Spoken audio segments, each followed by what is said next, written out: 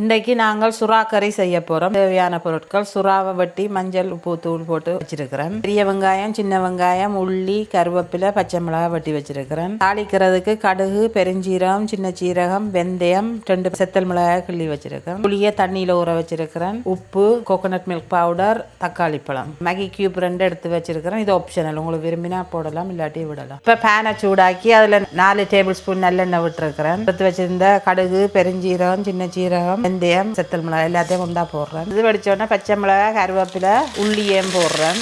போட்டு ஒரு 2 மினிட்ஸ் வதக்கி போட்டு வெட்டி வச்ச சின்ன வெங்காயத்தையும் பெரிய வெங்காயத்தையும் ஆட் பண்ணி ஒரு 10 நிமிஷம் வதங்க விட போகிறேன். இப்போ வெங்காயம் வதங்கி வந்துட்டுது. இப்போ தேவையான அளவு உப்பை போடுறேன். 2 மேகி கியூப்பை போடுறேன். 1 teaspoon Kashmiri chilli powder, 1.5 teaspoon chilli powder. ஒரு 1 or 2 மினிட்ஸ் வதக்கிட்டு தக்காளி பழத்தை ஆட் பண்ண போகிறேன். 5 மினிட்ஸ் மூடி விட போகிறோம். திறந்து பார்க்க போகிறோம். டொமேட்டோ எல்லாம் வதங்கிட்டுது, பார்த்தா தெரியும். அதை மசிச்சு விட்டுட்டு தேவையான அளவு சுடு தண்ணி விடுறேன். 5 டீஸ்பூன் கோகோனட் மில்க் பவுடர் போடுறேன். கோகோனட் மில்க் பவுடரை போட்டால் பிறகு கரைச்சி வச்ச புளியை விடுறேன். உடனே ஒரு 2 மினிட்ஸாலேயே விடுறேன். 5 மினிட்ஸ் கொதிக்க விட போகிறோம். இப்போ சோஸ் ரெடி ஆகிட்டுது. இதுக்குள்ளே இப்போ வெட்டி வச்சுருக்கிற சுறாவை போட போகிறேன். சுறாவை போட்டு எல்லா பக்கம் பிரட்டி விட்டுட்டேன். 10 நிமிஷத்துக்கு மூடி வைக்க போகிறேன். திறந்து பார்ப்போம்.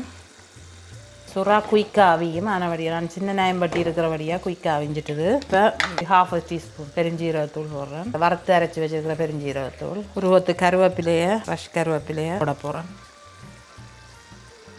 5 மினிட்ஸ் மூடி வைக்க போகிறேன். இப்போ பார்த்தீங்கன்னா எண்ணெய் புறந்தெல்லாம் வந்துட்டுது. இப்போ சுவையான சுறா கறி ரெடி.